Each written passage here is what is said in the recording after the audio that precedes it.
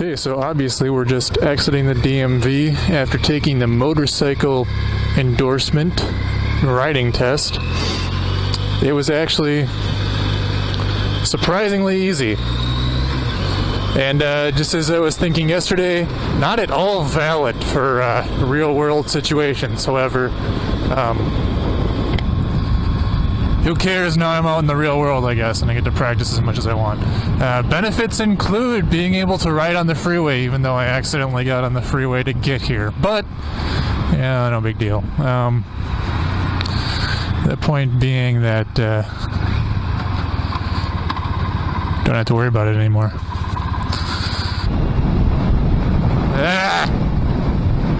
Why?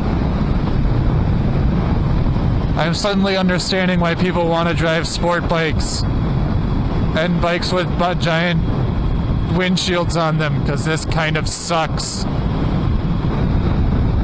Come on, semi. Come on, give me some wind resistance. Ooh, what are they doing? They're cleaning? Oh, that's interesting.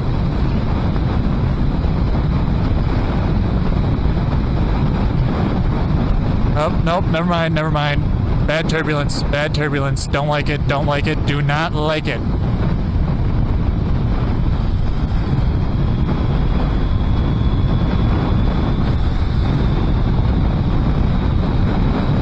Ah, this is worse.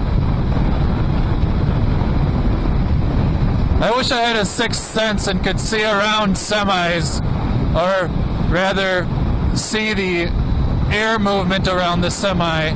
Man, this is a new thing for me. Riding on fast roads. You have to have a lot of strength in your head to be able to look the right way without getting pulled off the bike.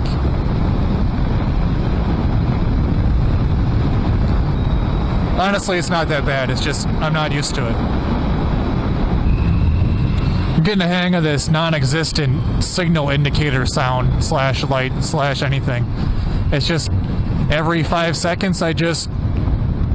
What the hell are you doing? What? No, you can't turn there. No, this is the turn lane. Yes. You're gonna swing wide. To get good.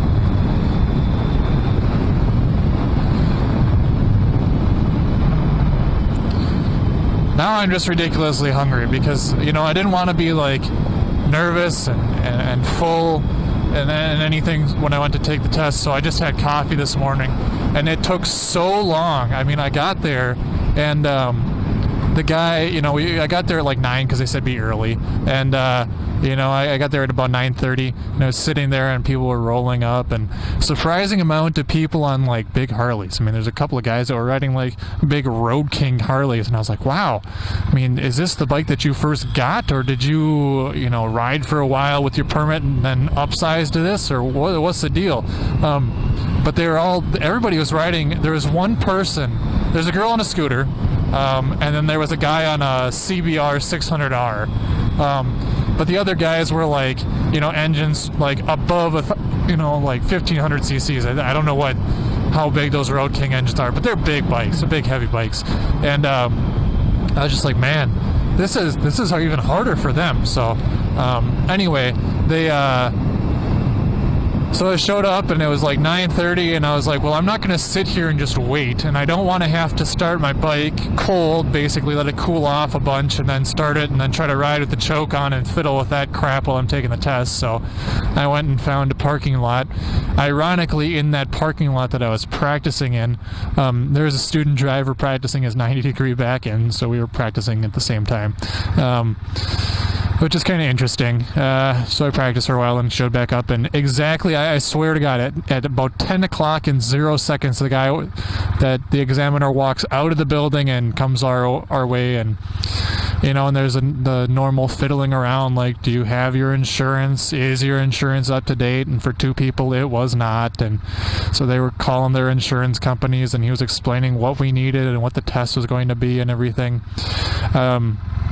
And so I went second, so the guy in the 600R went first, and I gotta say that guy can control the bike pretty well. Very, very smooth driver. I was impressed.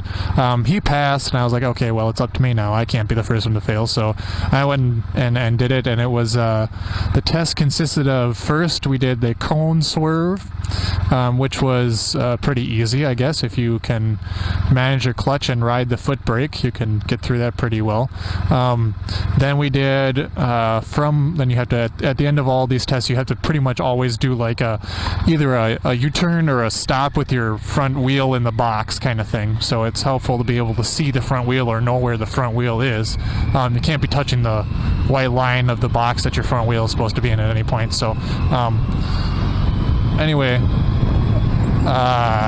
so we did the swerve, then we did from a stop a 90-degree right turn within this box, which was probably harder, I would say, than the cone swerve, but still not too bad. Then you cross over, and then you have to make a U-turn, so a complete U-turn within a set boundary, and then come to it with your front wheel in the correct box, and then we did the two like at speed tests, and those tests were the first one was you accelerate up to about 15 miles an hour, and they really don't give you hardly any space to do it in. So you accelerate to 15 miles an hour, and then you gotta guy was looking somewhere else, not at me. That's kind of scary. You accelerate up to 15 miles an hour. You have to maintain 15 miles an hour for like 10 feet, and then you have to throw on the brakes. And I was a little nervous, so because the guy in front of me had to try it twice, because and the 600, ironically, on the sport bike didn't get going fast enough. So he had to do it twice, and I was like, I don't want to do this again. So I got going, and I kind of maybe slammed it a little too hard, the throttle anyway. Got up to speed pretty quickly, maintained speed, and then I think I don't know. I mean, when he said emergency brake, I thought emergency brake. So I'm clutching the tank with my knees. I'm bracing for impact, and as soon as I get over that white line, I pull on the brake and nail the back brake. And they said you don't get points off for skidding. So I managed to stop before the first line. Pretty proud of myself. Did skid a little bit, but managed to control the bike. Yeah, it was pretty good. Then the last one was the emergency swerve, which was just hilariously, ridiculously not applicable. So normally if you're going into a swerve, you're going to counter steer and then swerve and then brake, or brake beforehand, or whatever. You just don't want to be braking while you're swerving, otherwise your bike will flip over. Anyway, so and of course when you're going around corners, you don't want to brake with your front tire if you can help it. It throws the suspension down in the front and pitches you forward. Anyway, so this is all going on, and we had to swerve over about 1.5 feet. So you get up to going about 10 to 12 miles an hour. I'm sorry, 12 to 15 miles an hour. Hold that speed. Then you gotta, as soon as you get out, your front wheel touches across the white line. Then you gotta swerve and miss 2 orange lines. Which, you had to swerve a total of about 1.5 feet. And it was just, it was like, I've never had to swerve at this slow of a speed, this little, before. I had a duck literally run straight out in front of my path when I was driving once, and I had to swerve like 4 feet over while emergency braking. Well, I wasn't braking while I was swerving. And it was just like, well, okay, well. Anyway, so those are the 4 tests. They were pretty easy if you've driven. I've been driving a motorcycle for about 3 years, put about 1,000 miles on, so I've had quite a bit of practice. Not very much practice at low speeds, of course. But anyway, that was a driving test, and always, of course, make sure you have proof of insurance, and make sure you bring a checkbook, because everybody forgets the checkbook.